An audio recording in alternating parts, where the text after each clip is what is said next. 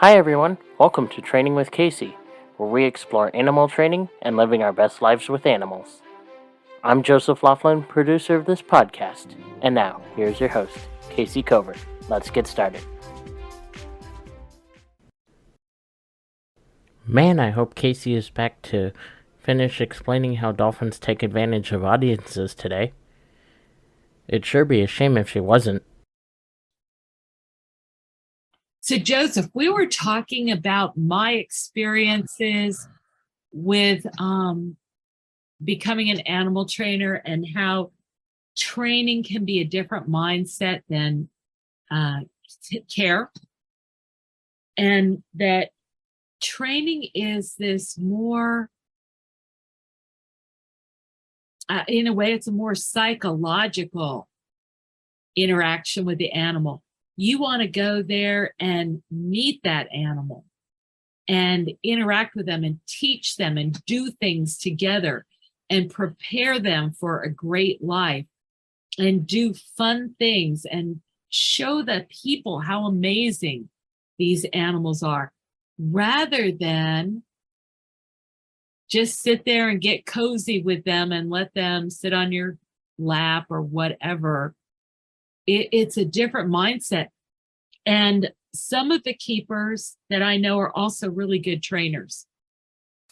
And some of the keepers I know are very good at working with trainers to optimize things for their animals. And then there are keepers that are very antagonistic toward the idea of training animals, like it's somehow suspect. And I remember one person that I worked with, she was a very good keeper. And we were taking care of beavers. And she wanted to dice up the apple for the beavers when we fed them. And I said, why would you cut the apple up? Why don't you just give them the apple? And she said, well, they probably want it in small pieces. And I said, these are animals that chew down trees for a living. I was thinking the same thing when you just told me this. I'm like, wait a minute, don't they chew down trees? Yeah. Yeah, like wouldn't they just feel like you were tying their shoes for them? Like you thought they were not capable? And she literally said to me, and she was earnest about it, we have taken them out of captivity. Don't you think that's enough? Like since they were no longer, we've taken them out of the wild. Don't you think that's enough? And I'm like, well, first of all, any animals that we had were either animals that had been rehabbed and couldn't go back into the wild, or had been bred in managed care in another zoo.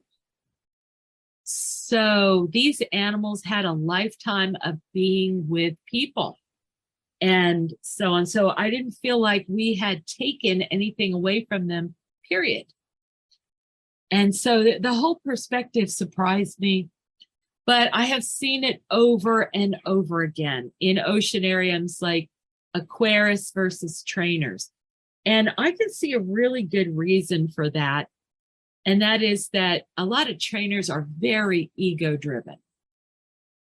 Very ego-driven. In fact, I was telling one of my good friends about going to a conference of trainers, and she commented after listening to it, she goes, wow, it's like being at an audition with no audience. Like everybody is showing off what they are and what they can do, and there's nobody there to appreciate it. It's just all a bunch of performers. And I was like, gee, okay.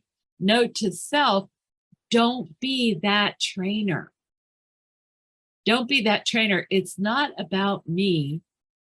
It's about these people and these animals and bringing them into the closest contact that I can.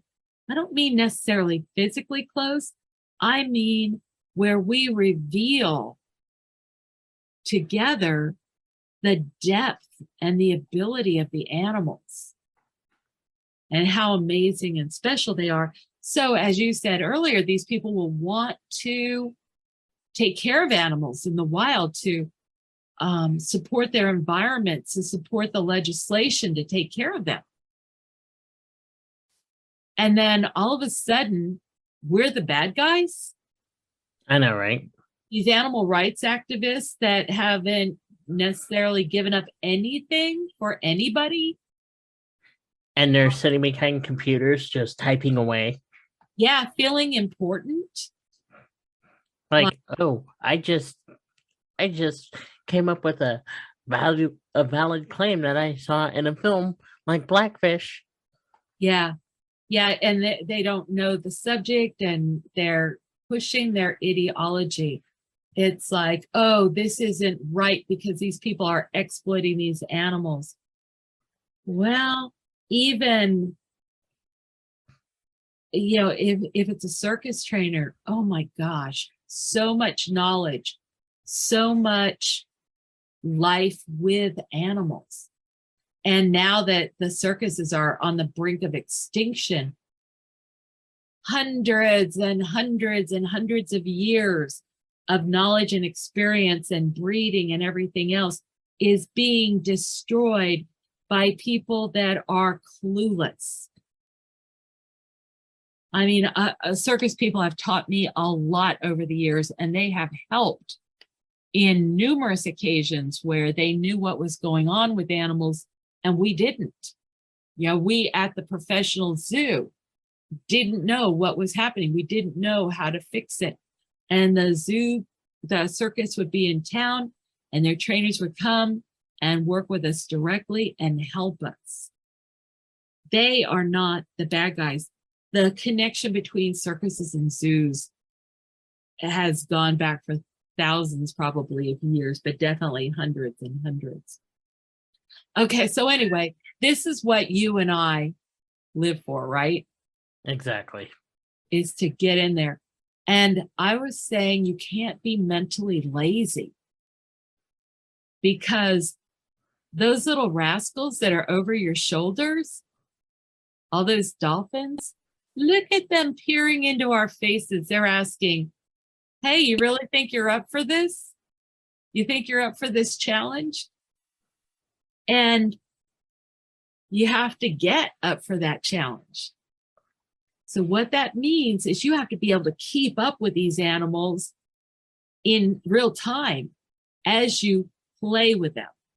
Right. Training should be play. It should be us as a team going after wonderful things that we do, wonderful behaviors, new abilities, testing the limits of what we can do together, what we can discover. If you are somebody that's going to come out on stage and say, I'm the animal trainer, I'm the superior being, you may convince the audience of that, but you will not convince the dolphins.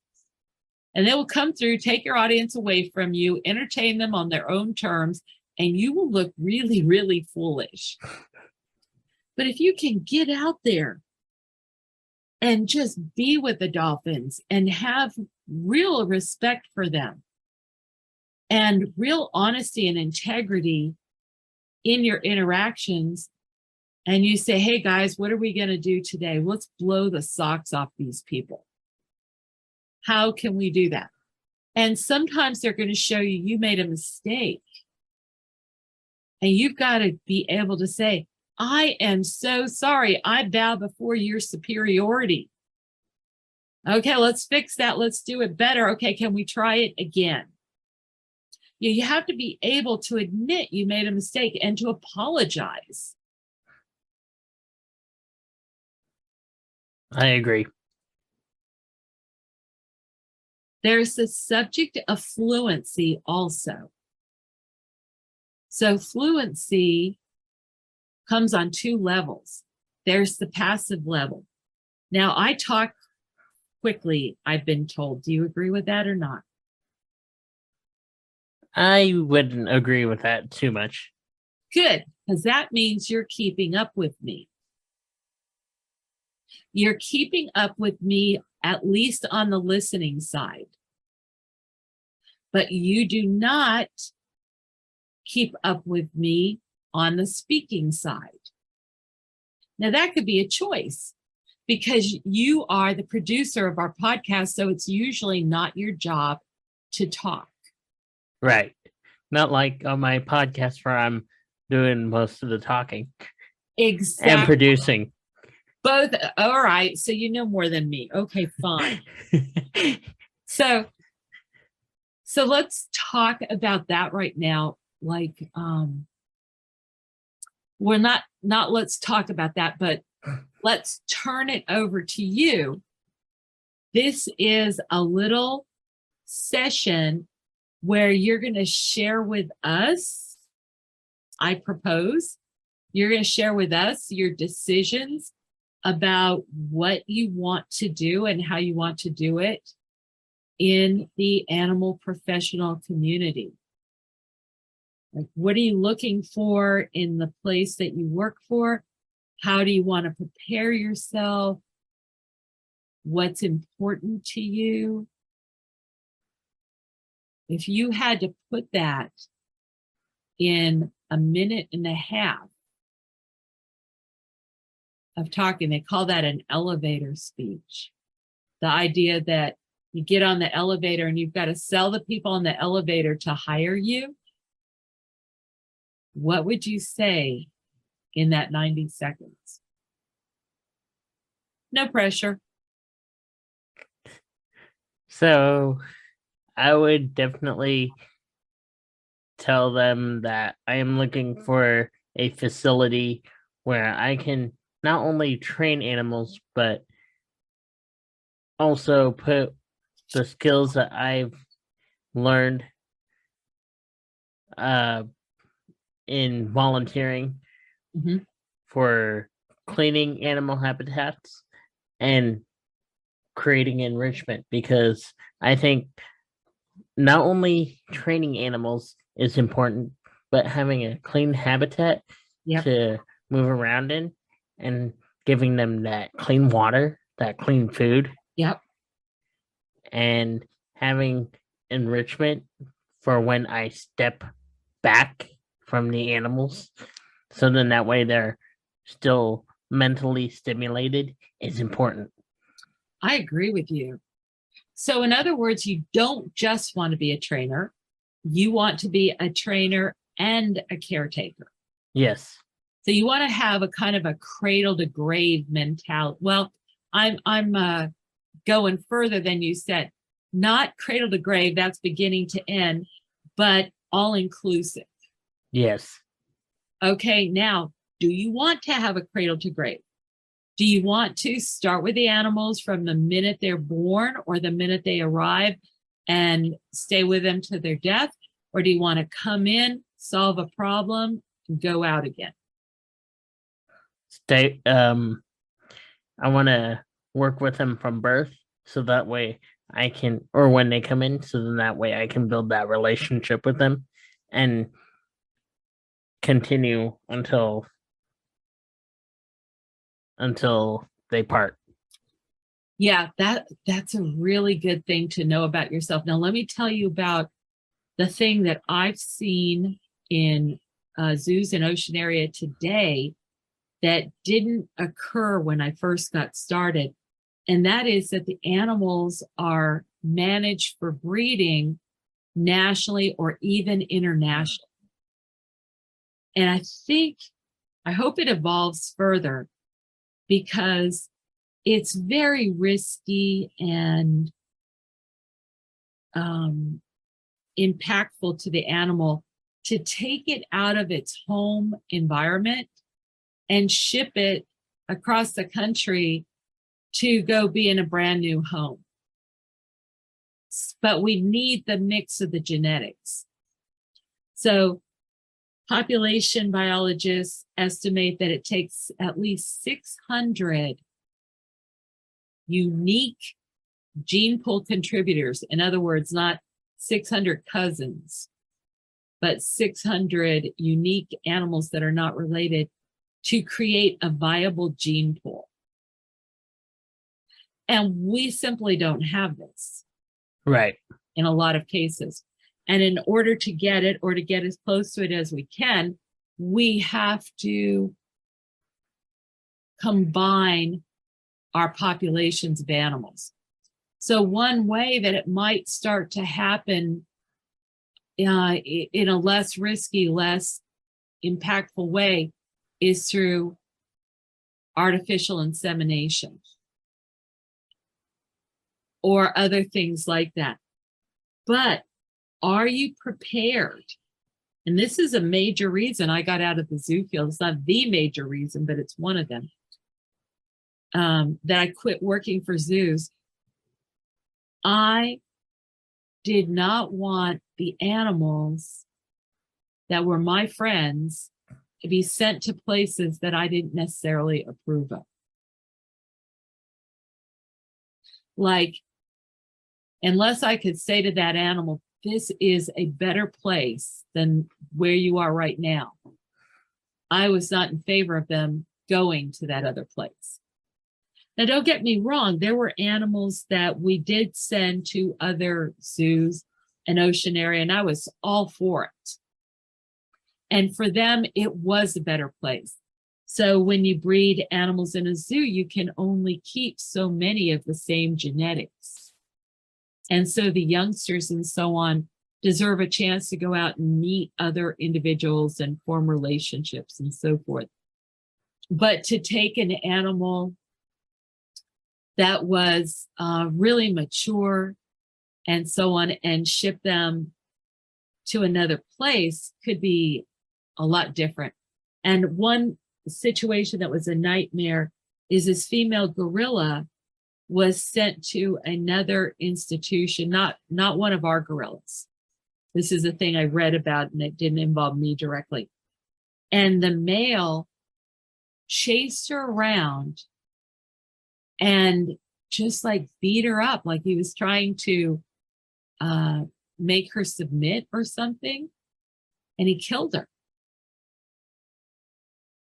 So she went from a place where she was beautiful and protected and everything else, and then she went to a horrific end. But that can happen anyway. Like, remember Harambe? Yeah, I remember. And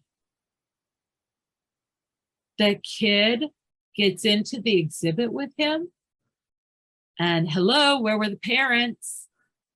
Yeah, where were the parents with that? Where were the parents? It's like, boy, would I be asking that question. This beautiful gorilla of really important genetics gets shot. He gets killed by the very people that love him and are charged with protecting him because somebody allowed their kid to get loose. And I can understand that there are kids with various traits that maybe they'll start out just running. They could be really difficult to keep track of, and the parents get pressure because they put them on a leash or something. But hey, if you're going to go to the zoo, you're going to go out in traffic, you've got a child that has these tendencies, it is what it is. You shouldn't feel ashamed or embarrassed. It's your job to get that kid to maturity so that they can learn to cope with the environment on their own. And oh, by the way, I'm so sorry this happened, but it doesn't take you out of the line of responsibility. Right. That is a nightmare to be on anybody's head. I don't wish it on anybody, but it is on your head. So that's part of the whole thing that's so difficult. Like, people that just expose the animals to harm for no reason. Like, they throw things in with the animals. They drop things in with the animals. At National Zoo, we had a little sign up that showed an animal's stomach with hundreds and hundreds of pennies in it. People had thrown coins in with this animal, and it had eaten them. And then when it died, they did a necropsy, and they found out why. And I was explaining that's why you never throw anything in with the animals. And this man stands up and puts his hand up with a coin in it and waves it around like this, and then tosses it into the water. We immediately closed down what we were doing. I went in the water. I got it. It's like, what is wrong with these people? They're not thinking. They're thinking, okay, foreign object, body of water, let's just throw something in there. Yeah. Yeah. And the problem is you have all different levels of development in your audiences, wherever they are, whether your audience is your other coworkers or the people you're talking to or whatever. And I would say at least 90% of the zoo audiences were wonderful. They were really helpful and, so on. And then you've got some people that were destructive and, whatever. So anyway, you're going to have to face that. Are you prepared? Yes, I am prepared for that. How in the world do you know you're prepared for that? Do you torture your brother to make sure you're up on it? No, I just watch videos of people that do stupid stuff.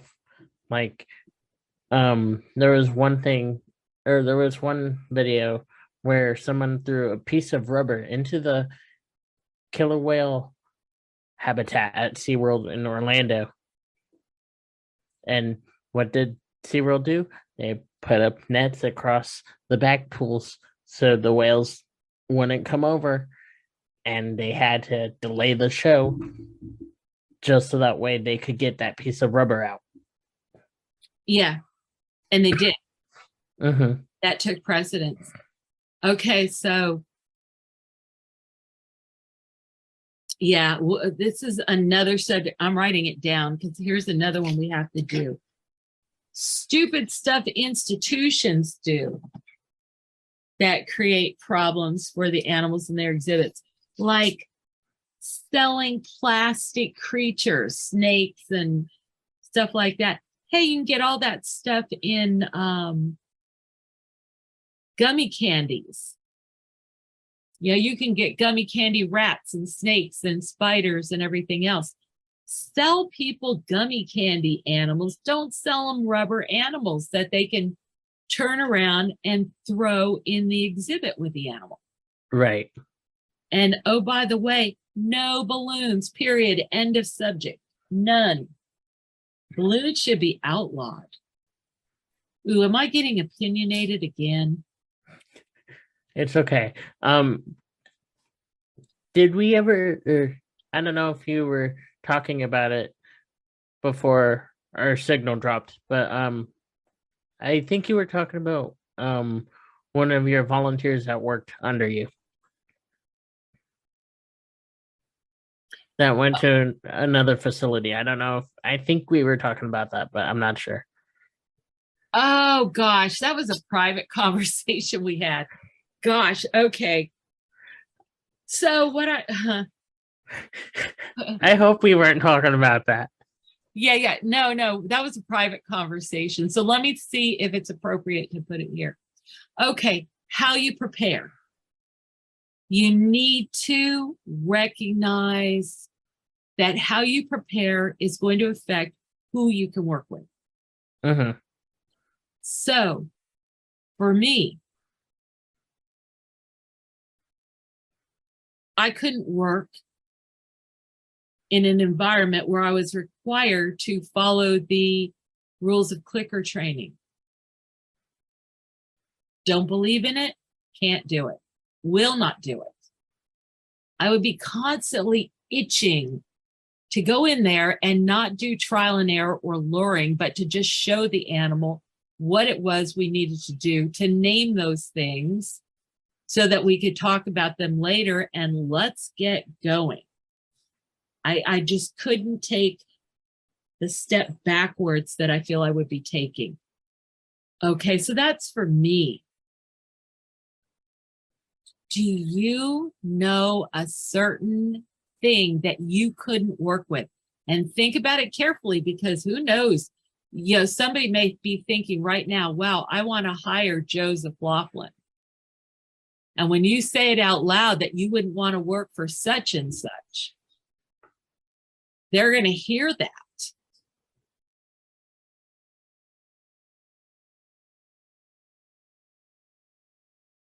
Yeah, I can see the wheels are turning. Yeah, the wheels are turning. So we're at different stages. I don't intend to take a job working for an institution again. You never know what the future holds, right? But that's not my intention. So I'm not really worried about alienating somebody that might consider hiring me and then not hire me because I didn't want to do this particular form of training. I might consider hiring you. Well, good. Good. I'm actually really honored for you to say that. I'm really honored because it's a privilege to in any way influence somebody's journey. And what you're about to do is so near and dear to my heart. I want to accelerate the path of young professionals that are really going to be good. And I know you're one of those. And so the fact that, that you respect what I do and how I do it, and that you would, bring me into your journey is one of the biggest compliments of my career. Like every time a new person decides to work together, to collaborate, to build their career, that is a huge honor. So thank you. You're welcome. Okay, so who are you going to be?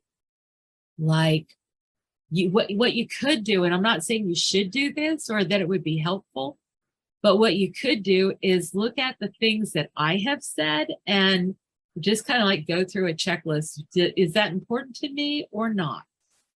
Do I agree with that, or could I be a little more flexible about it? That might be a way to approach it. But you see why it's so important to do it now? Because what if you went like a lot of actors do, right? They talk about the casting couch, and now all this stuff comes out about these various directors, making it very clear that if you wanted to get a job from them, you were going to give them other benefits. And that people didn't think about that. I would have thought right from the outset, hello, you think? Like people in power, they're looking for what they want. They're not out there going, wow, how can I make the day of some star-crossed young person that wants to go play with animals all day? Because that's what a lot of people think we're doing.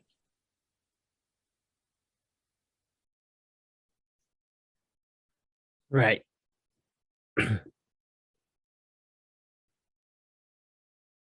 Did it ring true to you what I said in the podcast about integrity? Yes. And I think after I get this next podcast up, I'm probably gonna end up listening to it at work like I have with the other podcasts that we produced. Right, because while we're making them, even if we listen to them, we're kind of listening to, did we say anything that we'll get sued over? Hopefully not.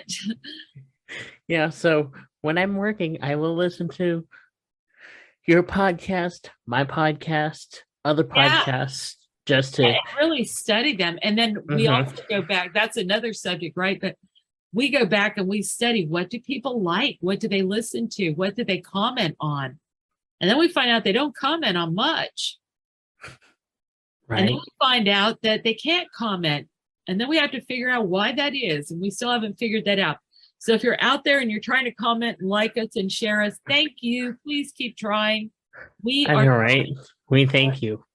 Yeah, we really, really appreciate it.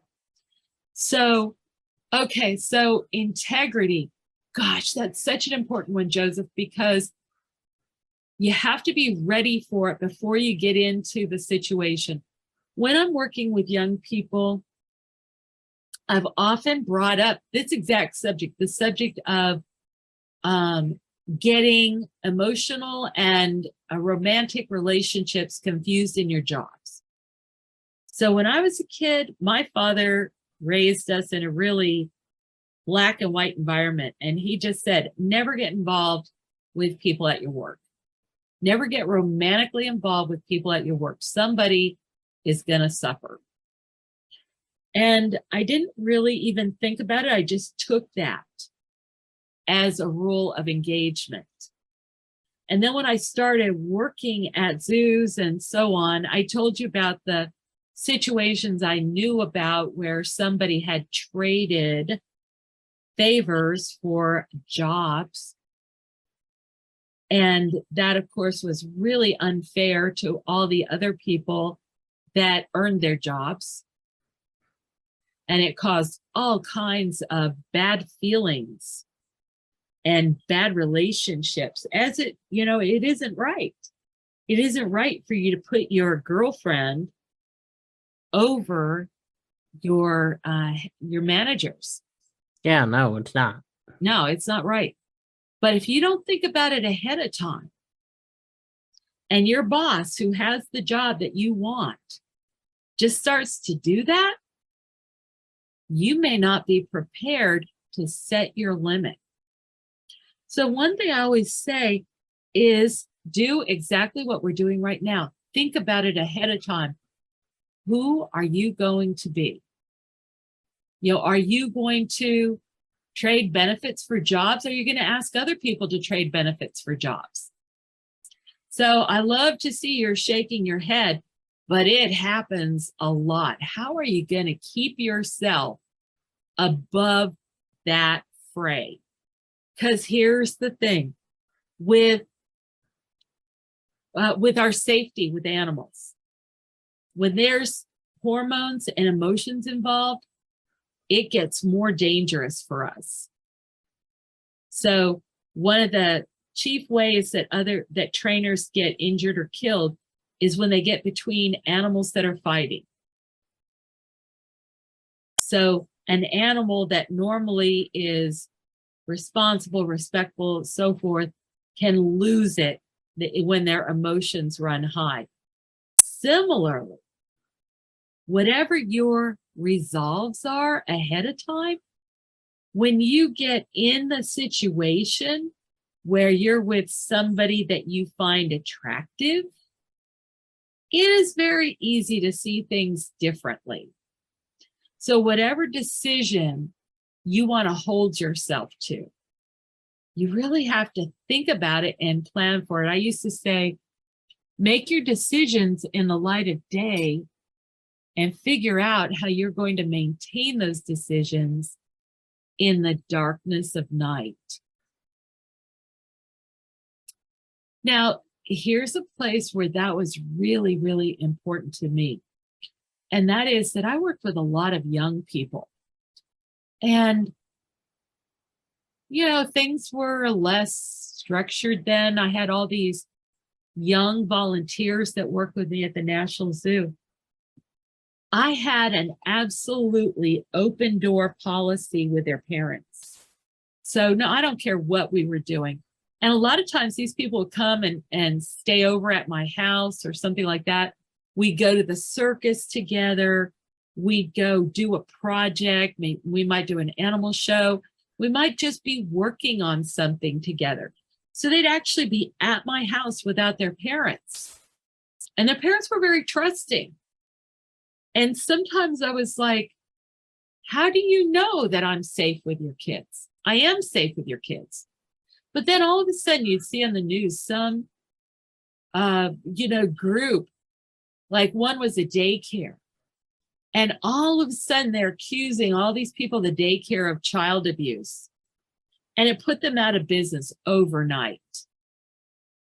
And then years later, like 2 or 3 years later, it all got overturned, but the damage had already been done. All these people had lost their livelihood and their reputations were totally destroyed. And they went through all that trauma and they didn't deserve it. But if they had deserved it, did the parents do due diligence ahead of time?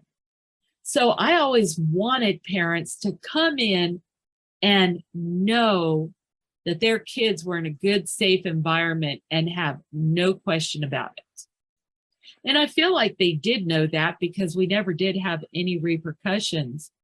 But that's a very important thing. If you're going to go work with people's youngsters, their children, that's a sacred trust. And you have to be, you have to be sure that not only are you trustworthy, but you don't inadvertently expose the children to somebody else. Like leaving them where everybody's supposed to be in the car and you're all leaving and you accidentally leave a child someplace. Or you hire somebody to help and they're not trustworthy. Like, how do you do your due diligence to make sure that your integrity extends to really protect these kids? So these are all things you have to think of before you put yourself in the situation where you could ruin your whole life and maybe somebody else's at the same time.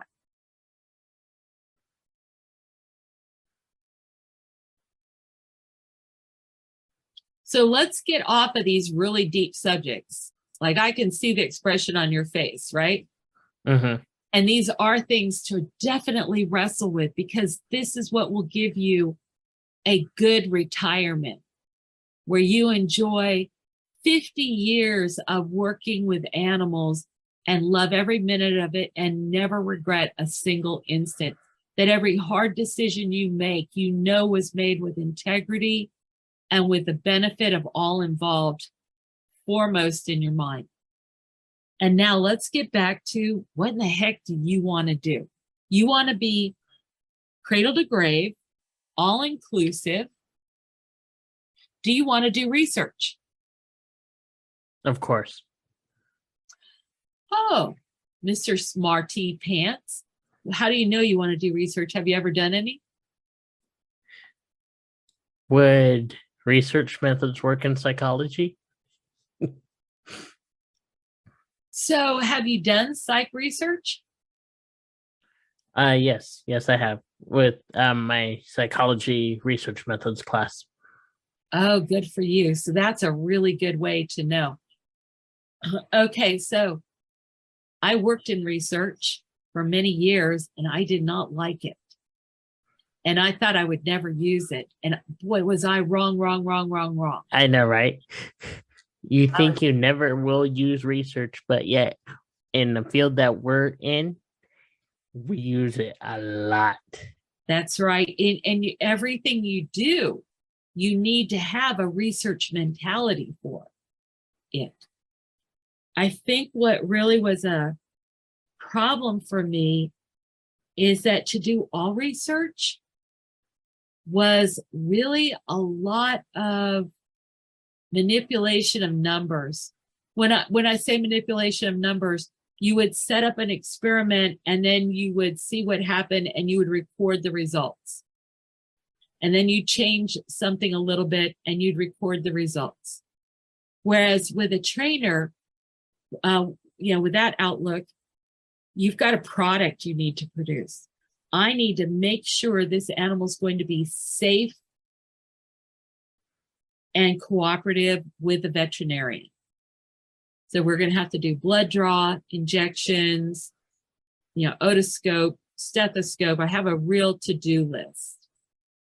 And I go in there and I do it. Now later I may go back and say, okay, how many animals were perfect for their exams? But at my daily job is not primarily that. So is that how you are? Or would you actually possibly like to do research first? Could it be a situation where you want to start out hands-on and then evolve to do more research? I would say it's probably more likely the second one where I want to start out hands-on and maybe evolve to do more research. I could really see you doing that now that you mention it. Okay, so you're in psych. What about physiology? No. Oh, really? Shall I call in your name again, Mr. Smart E Pants?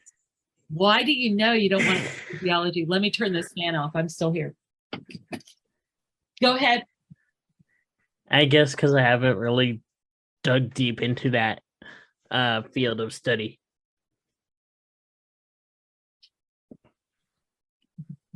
Have you dug deep enough to know, like, some of the basics requirements of it? Nope.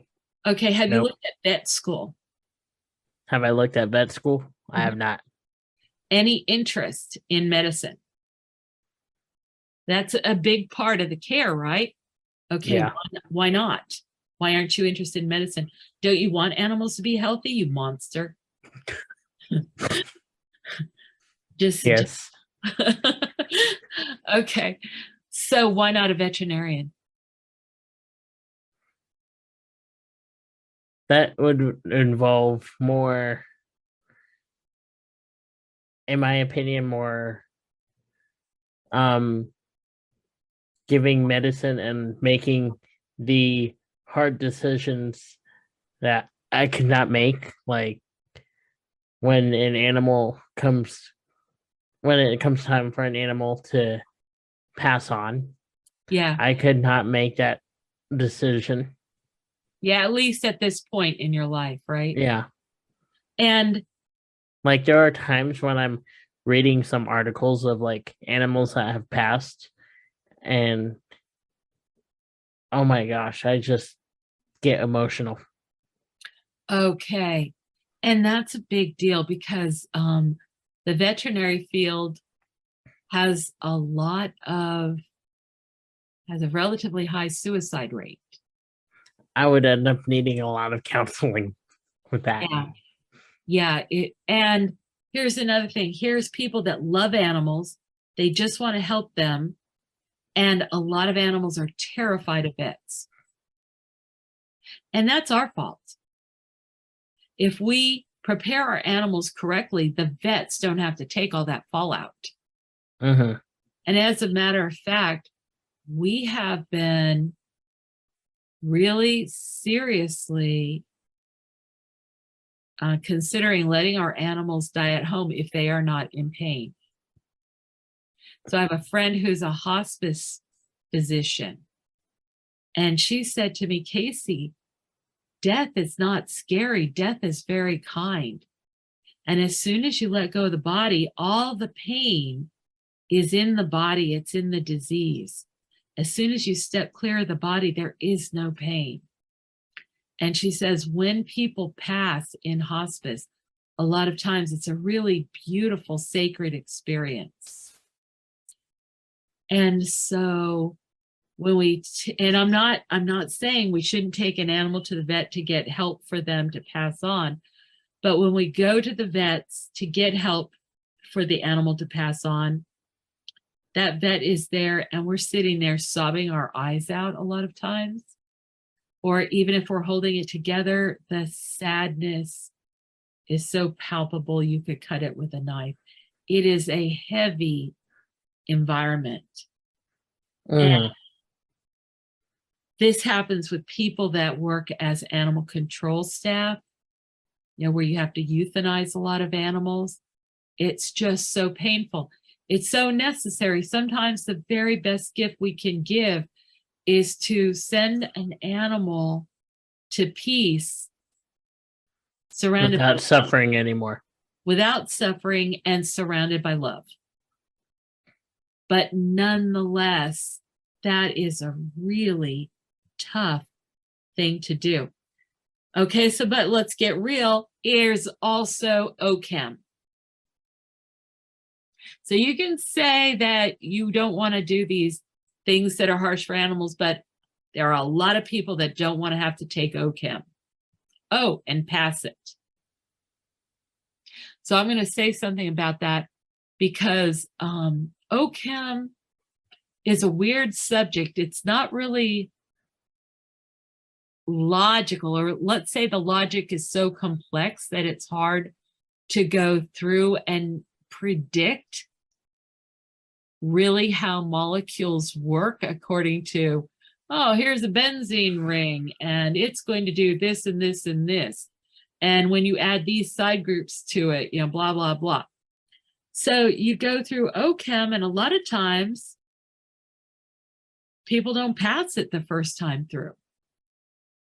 And a lot of times there's a lot of memorization, because you can't just say, here's a rule, and this tells me how these things are going to act, like you can do in physics. Okay? But you can memorize all this stuff. And it's very useful and it's very valuable. So, for example, if you master OChem, you can learn how to reconstruct beetle pheromones. And it's worth like $180,000 a half ounce or so. I made that up, but it's worth a lot of money. All these little organic molecules, there's a big reason to learn how to do that. But I don't necessarily want to do it for a living. But I don't want people like you to be intimidated by it. So I'm going to give you a recipe for mastering OChem, biochem, physical chem. I've done them all. And I didn't even go to vet school afterwards, or medical school, or into research. But I ticked those boxes. And here's how I did it. I prefer to take a class like that, one class only, like during a summer session or something, where I go for 4 hours a day and just do that one subject. Then I record everything the professor says. Then when I go to work, like you were talking about at your work, I'm playing those lectures in my ears while I drive the tractor, while I throw the hay, while I clean the marine mammal pools, while I scrub my dishes, while I dig up things in my garden. Doesn't matter. I listen to them, every single lecture, 4 times, just because that's how long it takes me. So by the 4th time, I know what the guy is going to say before he says it, and I know how it all fits together. It's like the map to a village I grew up in. So as I listen to it the first and second time, there's going to be stuff that comes up and I'll go, wait a minute, I don't remember him saying that, or I don't understand what he really means by that. So in between times, I would go back to the book and look up that specific point. But then when I listened to it again, I would have to remember that and kind of insert it myself into what I was listening to. By the time I got to the 4th lesson, I knew what everything was and why they were saying that. Now, in science, a lot of stuff requires this perspective. So I got Stephen Hawking's book, A Brief History in Time. Oh my gosh, it was so hard to listen to, because he would say, if A, then B, if B, then C, if C, then D, if D, then E, if X, then Y, if Y, then Z. So obviously, F is equal to Z. Wait a minute. I have to go all the way back and remember, what the heck was F? And do I agree that it's equal to Z? And in all of science, I find that reading a little bit at a time is more effective than trying to read through a whole chapter. and even like medical papers. And when you read a research paper, you need to go back and let it percolate and then go back and analyze it just like we do for the podcast. Okay, so the recipe is two-part. You go there, you fully engage, you immerse yourself.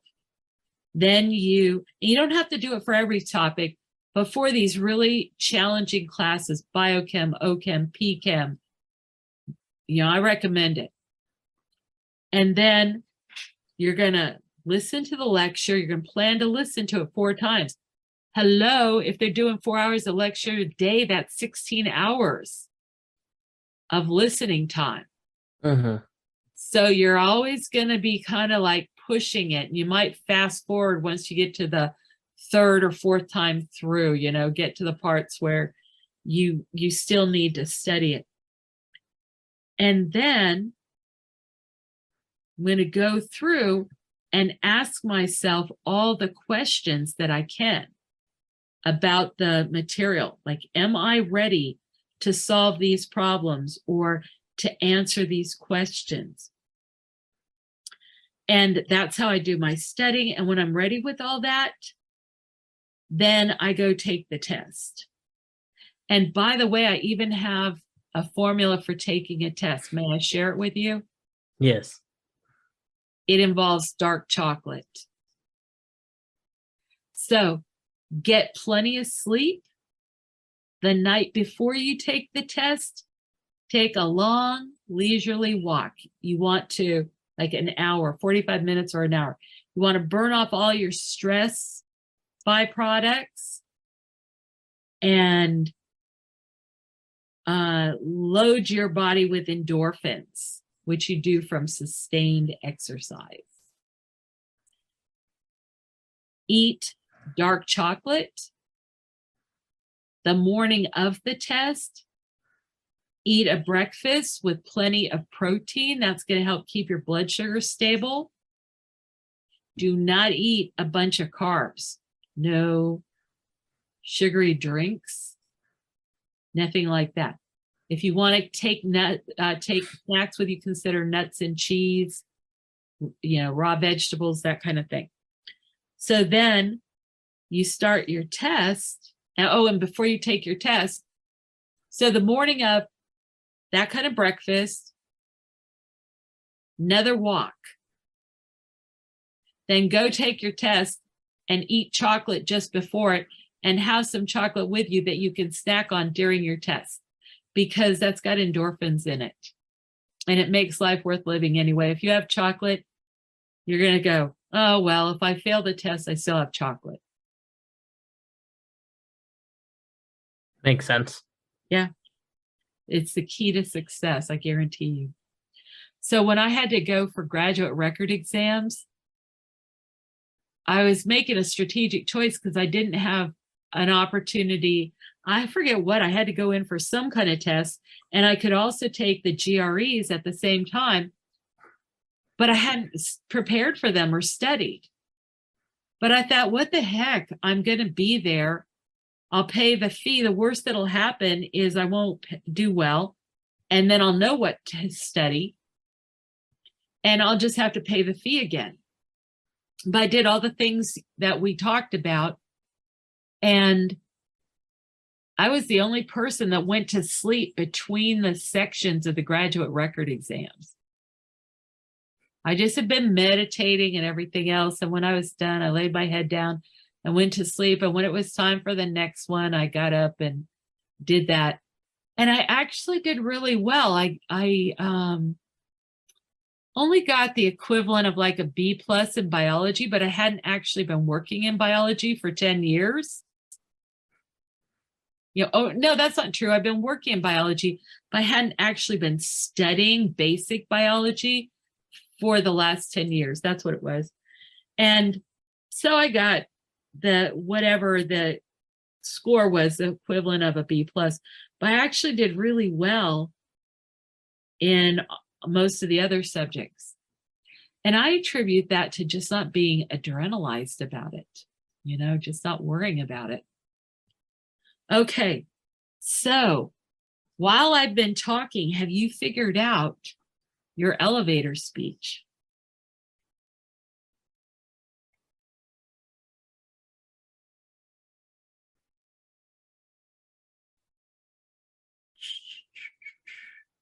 So the way they format these things is I'm Joseph Laughlin and I help blank do blank through blank.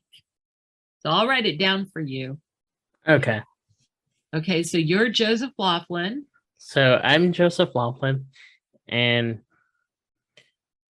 I help animals in managed care by Wait, what do you help them do? You help them in managed care do what?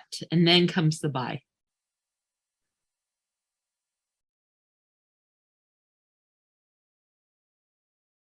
Live their best live life. their best lives. Uh-huh.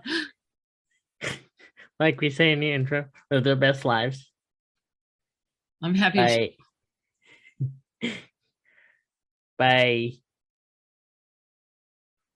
creating a safe, clean environment.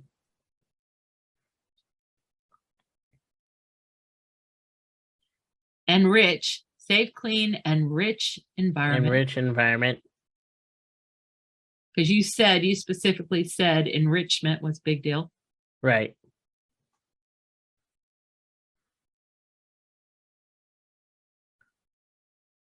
And contribute to research both in managed care and out in the wild.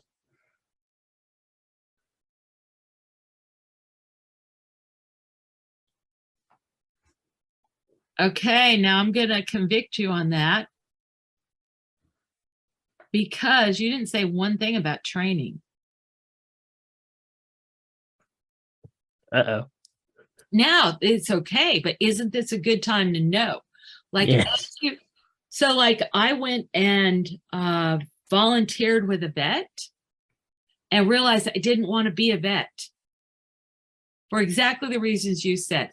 There was 95% of the practice seemed to be checkups and vaccines and things like that. Let's not even go to anal glands, okay? Oh. I don't want to picture that. Yeah. And there were all these really difficult things. And I'm like, and the animals tended to be afraid of the vets. And I'm like, no, I want to be deeply engaged with the animals. Okay, so I'm gonna suggest something, but do not agree to it unless this is the truth for you.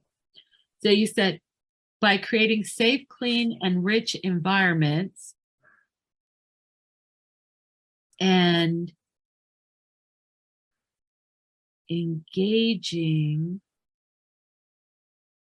the animals collaboratively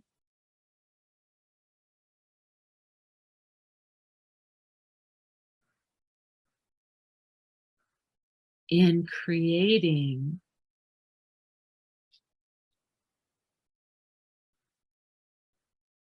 their lives as ambassadors between their species and ours. Resonate or not? I resonate with that. Okay, now, that may not be really your wording, right? You may need to work with that, but that's just off the cuff, the way I look at it. That these animals are ambassadors, that we're teamed together to realize their life as ambassadors. Now, the research thing is now not even attached. because we'd have to make a really long run-on sentence to put the research in that. So how do we want to? I'm great with run-on sentences. I'm a master at that. Ask my English teachers and professors. No doubt, no doubt. Okay, so let's see here. Maybe something like throughout my career and education,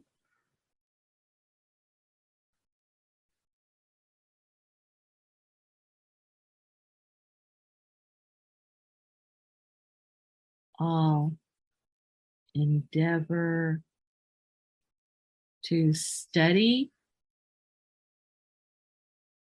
animal well-being issues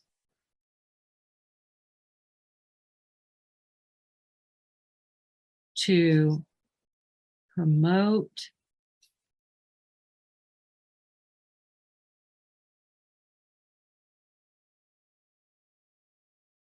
our we don't want to say effective animal care, to promote optimal animal stewardship, animal and environmental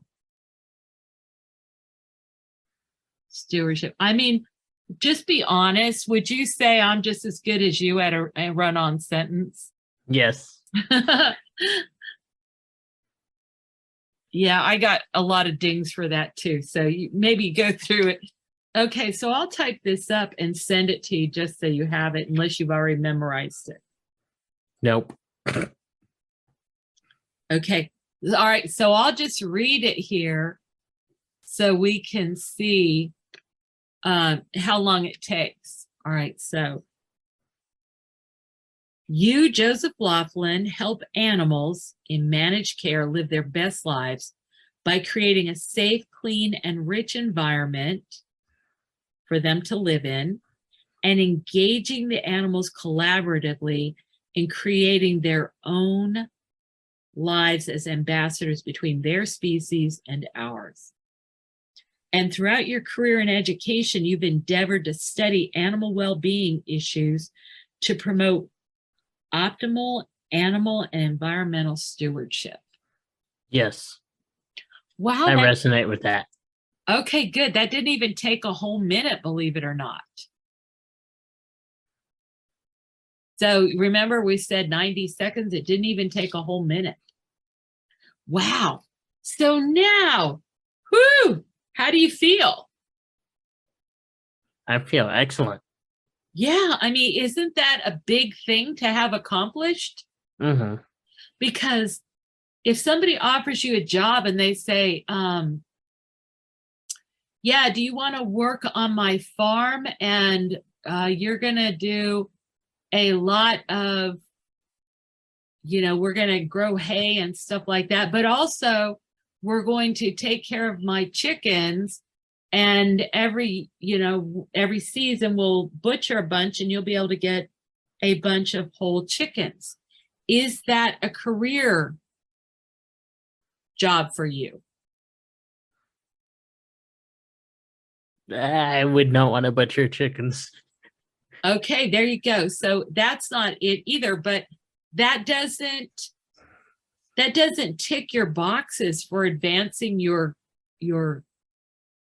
contribution. Right. So you might do that as a way to learn about farming.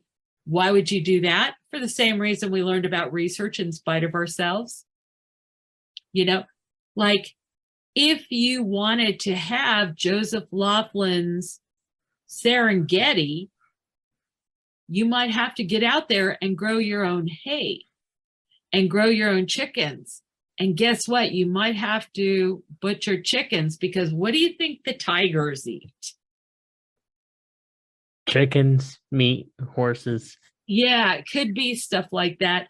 But they could possibly also eat people. But if you butcher people to feed them to tigers, it could be complicated. So, it kind of gives you a filter to look at everything that you do from this moment forward, which you've been doing anyway, but maybe it wasn't as cut and dried. Maybe you hadn't really thought, of all the different things that you might need. So, as I mentioned, I've always been involved in more than one thing with animals.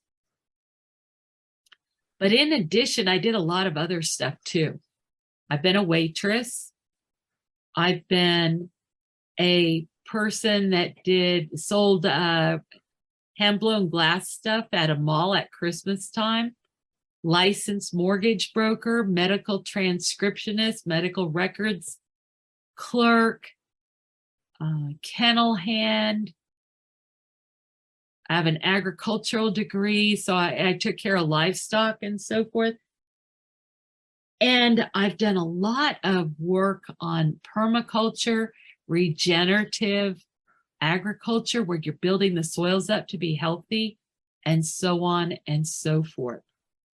And I now see how every one of those things is a critical asset for every other thing I do. I think the biggest problems a lot of times that we have is learning how to apply our knowledge to solve problems and improve our situations. I agree. Yeah. What else do we need to cover for our podcast right now? So it's on the road to being an animal professional. We talked about integrity, safeguarding your integrity, making decisions ahead of time, learning to know yourself, looking at how to conquer difficult requirements, and your elevator speech. Are you ready to go get a job tomorrow? And if so, great. And if not, what do you want to do that we haven't already done? What else is on the checklist? Okay, so you have volunteer experience, right? Correct. And you have volunteer experience as a kind of like as a keeper? Yeah. Okay. Do you have any volunteer trainer experience? No. Okay, so that might be one.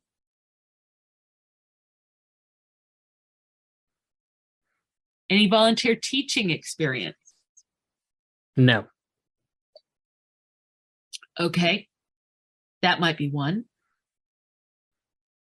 What are subjects that you've already really studied about this? Like you've studied operant conditioning, right? Yes.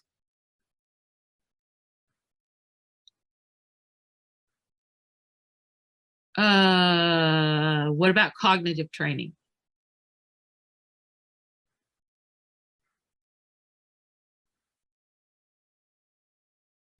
I believe so.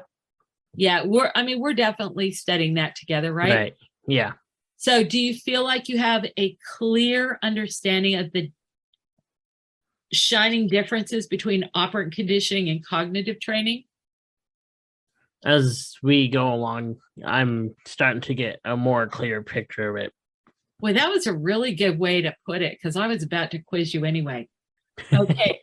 But let's do that quiz, because people that are listening need to think about this. On each of these, which are conscious learning and which are unconscious learning? Is operant conditioning conscious learning or unconscious?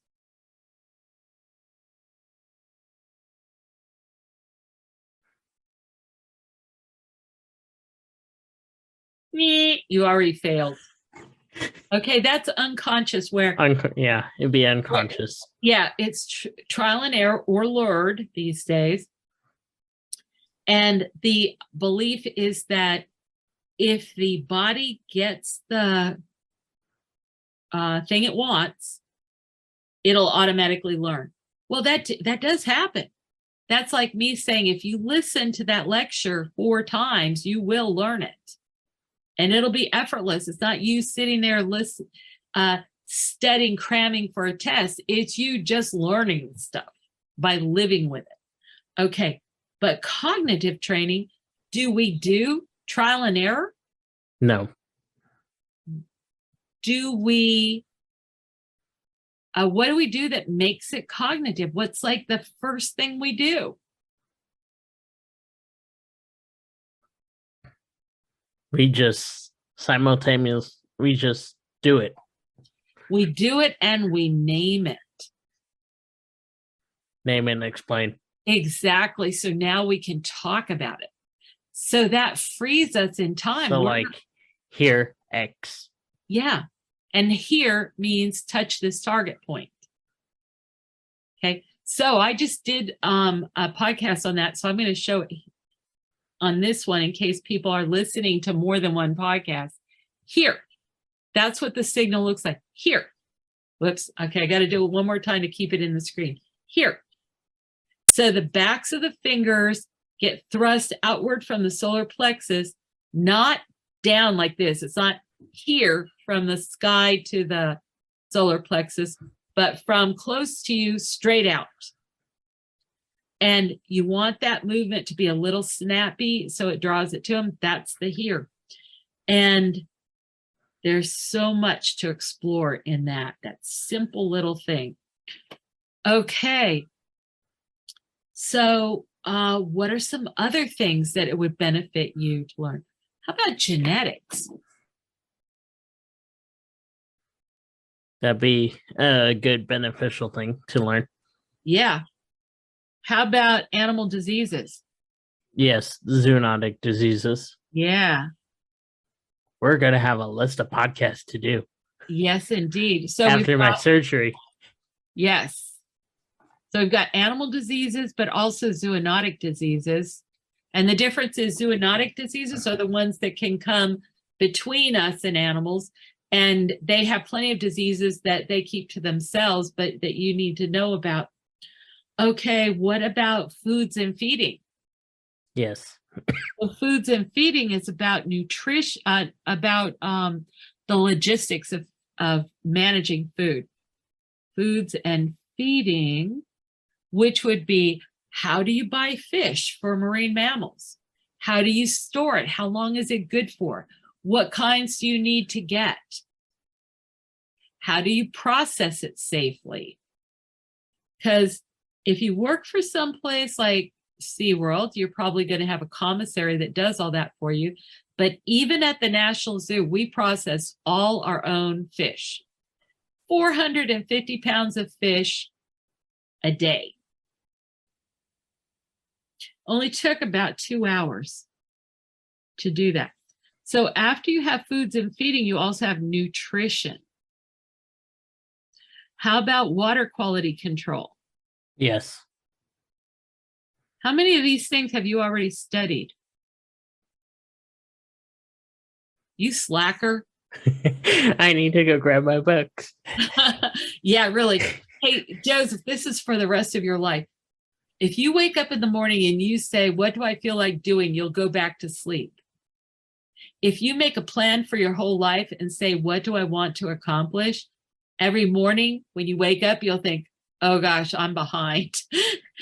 I got to jump up and get busy now. Okay, so we got water quality control. What about public speaking? Working on that.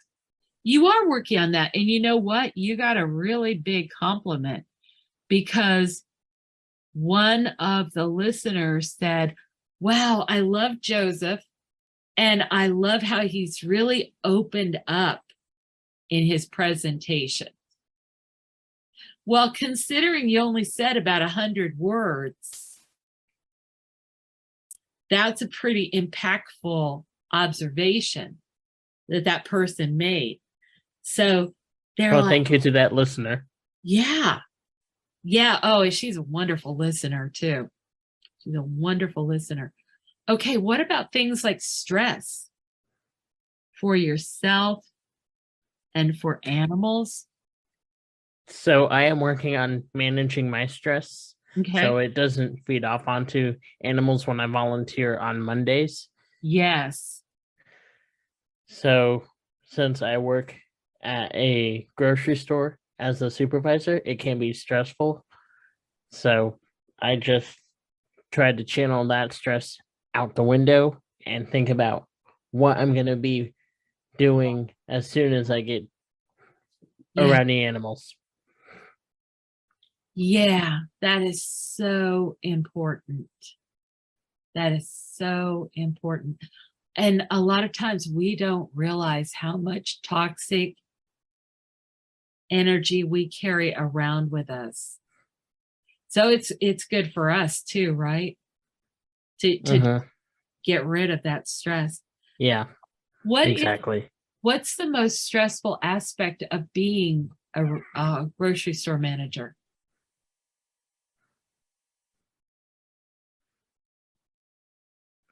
Customer complaints.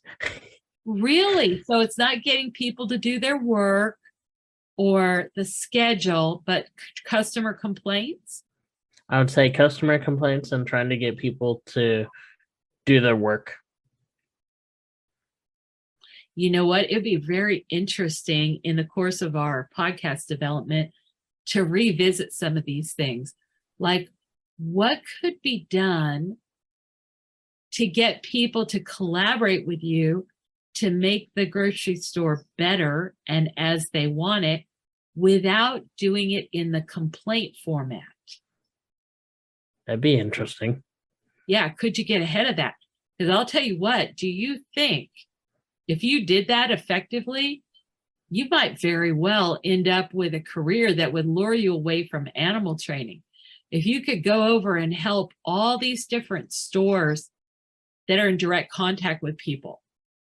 Because you look about it, nowadays, a lot of people are ordering everything over the internet.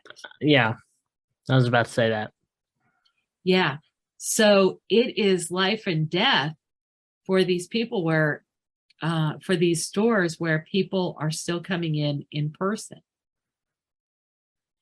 But there are a lot of people that go engage with people live so that they can have their experience. Instead of going and playing Dungeons and Dragons, they go to the grocery store and create heartbreak. So it's like, how does that get managed? How do we deftly translate that into an experience for that person that's so great that they want to interact differently? Could you have customer of the month, customer of the week, suggestion of the week? We're going to build your thing that you guys want by your suggestions that you have, whatever. And then on people, getting people to work, oh my gosh, you are studying that in detail with me because we're in the business of getting animals to align their goals with our purposes for self-driven excellence. So we come in and we just show the animal, this is what we're trying to do. And the animal says, I can do that. Well, I know you can do that and you're really good at it. Could we try it? Yes. Wow, that's really good. Could we try it for 5 minutes? Well, now you're asking a lot. Okay. Well, could we try it for 2 minutes? That's how it goes. Right. And this is the way of it, because all these people that think you're going to be able to coerce an animal into something, they just are not with the times. We're not allowed to do it, but we don't want to do it either. And you don't want that kind of employee. So interesting. You're going to have a chance to do some of your research ahead of time. Well, there's a gazillion things we could go into. And you making podcasts is another one. Right. that's a really valuable skill set that you have that could be a wonderful asset for many different places you might work, or many different clients in that field. Like maybe you're not working for their institution, but you help zoos all over the place do this through podcasts or something like that. Mm-hmm. Well, do you feel we've solved enough things or gotten enough direction that we earn some time off for good behavior? Yes. All right. I always really enjoy working together, and I thank you for this opportunity. Same here. And this is going to be a good long podcast. Oh, so it's okay, but I will listen to it while I'm recuperating next Saturday. All right. For my wisdom teeth surgery. So that's right. That's right. Well, listen, we'll shoot. We still have some more podcasts to get up before that. But okay. All right. We'll talk again soon, and you take care and take us out. Joseph, what do we want to tell people before we go? Oh, it's all going to be on the little trailer, right? Yes. Okay. Well, do you want to say anything to everybody before you go? Thank you, everyone, for listening, and continue to support this podcast and check out the Zookeeper Roadmap podcast. Yeah, and get the link in the description, right? Yes, I'll send you that link. Okay. All right. Take care. Thank you, Joseph. Thank you, everybody. Thank you. Good night. Hey, fans. Are you enjoying Training with Kayce? Don't forget to subscribe to the podcast on iTunes or wherever you get your podcasts from. Also, don't forget to subscribe to Kayce Covert on YouTube. That is youtube.com/C/Kayce Covert. Also, give the podcast a like, share, and comment. Thanks for joining us.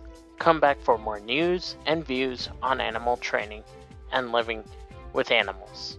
Stay at the top of the pack with Kayce. This is Joseph Laughlin, producer of Training with Kayce. See you next time.